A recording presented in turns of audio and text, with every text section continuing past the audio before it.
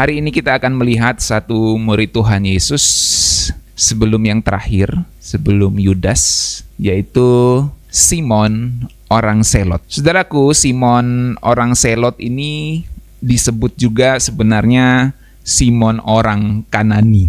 Di dalam Matius 10 ayat 4 memang di Alkitab diterjemahkan Simon orang Selot, tapi sebenarnya dalam bahasa Yunani itu Simon ho Kananaios. Simon ho Kananaios ya. Nanti di Lukas 6 ayat 15 itu baru dalam bahasa Yunaninya disebut Simonaton Kahamenon Zeloten. Artinya Simon yang disebut orang Selot ya. Nah, saudaraku, Simon orang Selot ini disebut sebagai Simon orang Kanani ya, atau ya Simon orang Kanani, Simon ho Kananaios. Itu artinya dalam bahasa Aram adalah giat dan bersemangat, saudaraku ya. Kananaios itu giat dan bersemangat.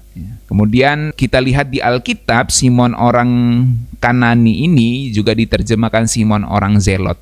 Nah, orang Zelot itu adalah kelompok nasionalis, saudaraku. Nasionalis garis keras yang anti Roma. Kan ini mereka orang Yahudi, ya kan? Nah, di kelompok orang Yahudi itu kan macam-macam, saudaraku. Ada orang Farisi, ada orang Saduki, nah ada juga yang disebut orang-orang Selot. Orang-orang Selot itu kelompok nasionalis garis keras yang sangat anti dengan kekaisaran Romawi ya. Jadi saudaraku, itulah murid Tuhan Yesus yang bernama Simon orang Selot ini. Simon orang Kanani tidak berarti berasal dari daerah Kanaan ya, tapi berasal dari kata Aram yang berarti penuh semangat ya. Terkadang juga bisa berarti cemburu ya, Kanani itu. Yang dalam bahasa Yunani itu setara dengan Selotes ya, Simon orang Selot. Nah, jadi saudaraku, kaum Selot seperti saya katakan tadi adalah kaum Yahudi yang militan. Jadi kalau saudara lihat ya, murid-murid Tuhan Yesus tuh macam-macam ya. Ada yang nelayan, ada yang pemungut cukai ya. Lalu ada yang seperti orang Selot ini, saudaraku. Sebuah kelompok militan Yahudi yang sangat nasionalis dan anti kekaisaran Romawi. Jadi cukup beragam latar belakang murid-murid Tuhan Yesus. Jadi kaum Selot itu berusaha membebaskan bangsa Israel dari penjajahan Romawi, bahkan dengan kekerasan bersenjata. Jadi kalau saudara dengar Simon orang Selot, saudara bayangin aja ini salah satu murid Tuhan Yesus yang latar belakangnya dulu adalah suka mengangkat senjata melawan kekaisaran Romawi ya. Jadi bisa dibayangkan saudaraku, Simon ini pernah punya semangat fanatik membela tanah sucinya dengan pedang di tangan. Ya, jadi memang dia kelompok nasionalis garis keras ya. Jadi siap mati pakai pedang melawan kekaisaran Romawi. Nah, tapi suatu hari saudaraku, ketika Tuhan Yesus memanggil dia meletakkan pedangnya dan dia memilih salib. Inilah Simon orang Selot. Memang Alkitab tidak mengisahkan bagaimana Tuhan Yesus memanggil khusus dengan berkata ikutlah aku kepada Simon orang Selot. Tapi yang pasti ketika dia disebutkan dalam daftar 12 murid, kita mengetahui Simon orang Zelot lebih memilih meletakkan pedangnya dan dia memilih jalan salib. Dia beralih dari berjuang untuk kerajaan dunia, setidaknya dunia Yahudi, kemudian menyerahkan kehidupannya untuk kerajaan Allah. Dan disitulah kita melihat panggilan seorang garis keras menjadi seorang yang memikul salib. Nah, saudaraku, yang menarik saudaraku bahwa Tuhan Yesus ini menyatukan Simon orang Zelot yang merupakan nasionalis garis keras dengan Matius si pemungut cukai yang bagi mata orang Yahudi, apalagi mata orang Yahudi nasionalis seperti Simon orang Zelot, Matius atau pemungut cukai itu adalah pengkhianat bangsa Yahudi. Mereka orang Yahudi tapi menjadi antek, menjadi tangan kanan dari kekaisaran Romawi. Jadi saudara bisa bayangin ya, dua kelompok yang berseteru disatukan di dalam kelompok murid Tuhan Yesus ya. Kelompok yang benar-benar anti Romawi dan kelompok yang pro-Romawi, dalam hal ini pemungut cukai. Anti-Romawi ini orang Selot, bahkan antinya dengan kekerasan, bisa ngangkat pedang, ya. Sementara Matius itu agentek dari kekaisaran Romawi, pemungut cukai, gitu. Jadi saudara bisa melihat Tuhan Yesus membangun komunitas dari dua ekstrim politik yang berbeda. Ya, jadi di dalam Kristus, pandangan politik kita yang berbeda itu bisa hidup rukun. Ya. Jadi luar biasa ya. Karena Simon orang Selot itu jelas, saudaraku, itu nasionalis garis keras ya, namanya Selot. Kemudian Matius itu pemungut cukai yang latar belakangnya antek kekaisaran Romawi. Tapi mereka waktu ketemu bersama di Kristus, atau Kristus ada di tengah-tengah mereka, waktu mereka ketemu, mereka tidak baku bunuh itu. Tidak berkelahi ya, karena ada Kristus di antara mereka. Jadi kita melihat di sini satu pelajaran penting, Tuhan Yesus menyatukan dua ekstrim politik ya. Sekarang kalau ada perbedaan politik, perbedaan pandangan, orang bisa bertengkar, bisa rusak relasi hubungan, saudara. Tetapi kita diajar dari firman Tuhan ini, ternyata Simon orang Zelot dan Matius si pemungut cukai bisa disatukan di dalam Kristus. Nah, saudaraku, dalam dunia Yahudi abad pertama, Selot dan pemungut cukai itu sangat bertentangan seperti yang saya katakan tadi ya. Jadi memang pasti sulit Simon orang Zelot dan Matius pemungut cukai itu duduk bersama dalam satu meja. Itu sangat sulit sebenarnya. Tapi mereka bisa satu meja bersama dengan Tuhan. Inilah keajaiban komunitas yang dibangun oleh Kristus. Dia menyatukan bukan hanya orang yang mirip-mirip, tetapi orang yang mustahil bersatu, mustahil duduk makan bersama.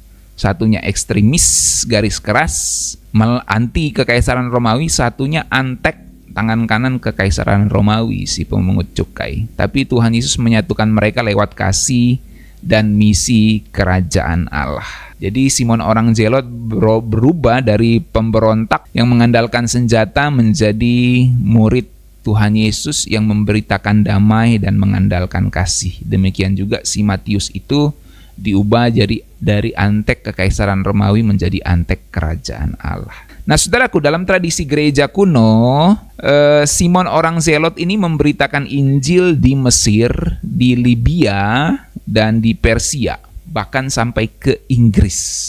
Jadi di Inggris, di Eropa itu, di Iran, Persia, di Mesir, di Libya, daerah Afrika, itu juga ada peran Simon orang Zelot memberitakan Injil di sana. Dia sering disebut, Simon orang Zelot ini sering disebut melayani bersama dengan Yudas Tadeus ya. Jadi Tadeus itu yang kita pelajari kemarin itu sering disebut bersama dengan Simon orang Zelot, jadi partner di dalam pelayanan mereka. Nah, akhir hidupnya beberapa catatan menyebut dia disalib, ada juga catatan yang menyebut dia digergaji, tetapi ada juga catatan yang menyebut dia dipenggal. Cukup beragam catatan sejarah gereja, saudaraku, tapi di Alkitab sendiri tidak ditulis langsung. Tapi memang ada yang mengatakan disalib, digergaji, dipenggal. Tapi yang paling populer itu disalib, saudaraku ya. Misalnya tradisi Armenia ya, yang namanya Pseudo Dorotheus itu mengatakan Simon orang Zelot ini disalib di Armenia bersama dengan Yudas Tadeus ya. Tapi tradisi Yunani Timur itu mengatakan bahwa dia dibunuh di Persia saat memberitakan Injil. Dia digergaji bahkan dipenggal ya. Kemudian ada juga yang legenda populer di barat, saudaraku ya, misalnya Golden Legend itu mengatakan dia digergaji menjadi dua. Jadi memang cukup beragam, saudaraku ya. Tidak penting yang mana yang paling benar, tapi yang jelas Rasul Simon orang Zelot ini mati martir. Nah, apa yang bisa kita pelajari dari beberapa hal yang saya sampaikan tadi, saudaraku? Yang pertama, Tuhan mampu mengubah semangat yang liar menjadi panggilan yang mulia. Saya ulangi, Tuhan mampu mengubah semangat yang liar menjadi panggilan yang mulia. Seperti Simon orang Zelot yang punya semangat yang begitu liar, mau membunuh antek-antek Romawi, tapi Tuhan ubah itu menjadi hati yang penuh kasih untuk menjalani panggilan yang mulia. Dari pembenci Romawi menjadi pemberita damai ke segala bangsa. Semangat Simon nggak dimatikan, tapi diarahkan ulang untuk melayani Tuhan Yesus. Jadi di redirect, saudaraku, diarahkan kembali semangatnya Simon orang Selot ini, ya. Jadi semangatnya nggak dimatikan, tapi diarahkan untuk memberitakan Injil. Jadi Tuhan tidak akan membuang semangat kita, Dia akan menyalurkannya untuk tujuan surgawi, saudaraku. Dan Tuhan ahli dalam hal-hal seperti ini. Yang kedua, saudaraku, kesatuan dalam Kristus mengalahkan pembedaan yang radikal. Seperti saya katakan tadi, saya membandingkan Matius pemungut cukai dengan Simon orang Selot. Itu dua kubu yang tidak mungkin bisa satu meja, saudaraku. Pasti akan bunuh-bunuhan itu. Tapi ternyata di dalam Kristus ada perubahan yang radikal, saudaraku. Kesatuan dalam Kristus itu mengalahkan perbedaan yang paling radikal, saudaraku. Jadi di luar Kristus mungkin orang bisa musuhan, bisa berbeda pandangan dan tidak mungkin bisa saling mengasihi. Tapi di dalam Kristus kita dipanggil untuk menjadi satu tubuh, saudaraku. Dan yang ketiga, saudaraku, hidup yang radikal ternyata dapat diarahkan untuk melayani kerajaan Tuhan, ya. Jadi Simon pernah hidup sangat ekstrim, dia ekstremis, saudaraku. Orang Zelot itu ekstremis, ya. Tapi dia menjadi benar-benar radikal ketika dia menyerahkan hidupnya sepenuhnya kepada Tuhan. Dia meletakkan pedangnya dan dia memikul salib Kristus. Jadi radikal yang sejati itu bukan berani mati dengan mengangkat pedang demi ideologi zelotisnya, tapi dia berani hidup mati untuk kebenaran Injil dan kerajaan Tuhan. Nah, saudaraku, bagaimana dengan kita hari ini? Apakah kita sungguh-sungguh bisa bersatu di dalam Kristus? Apakah kita sungguh-sungguh bersemangat untuk melayani Tuhan? Apakah semangat kita diarahkan untuk melayani Tuhan? Atau semangat kita hanya diarahkan untuk mencari dunia saja, saudaraku? Apakah kita mengikuti panggilan mulia, meletakkan pedang, apa pedang saudara saat ini? Meletakkan pedang kita dan memikul salib Tuhan. Coba kita koreksi diri, ya. Apa pedang kita yang kita anggap sebagai zelotisme dalam konteks kita masing-masing, ya. Dan apakah kita mau meletakkan pedang itu untuk mengangkat salib Tuhan seperti Simon orang Selot ini? Dan apakah kita siap untuk merendahkan hati, merendahkan diri kita untuk bersatu di dalam Kristus walaupun kita berbeda pandangan, entah itu pandangan politik, entah itu pandangan-pandangan yang lain, tetapi di dalam Kristus kita bisa disatukan dengan orang yang berbeda dengan kita. Mari kita berdoa.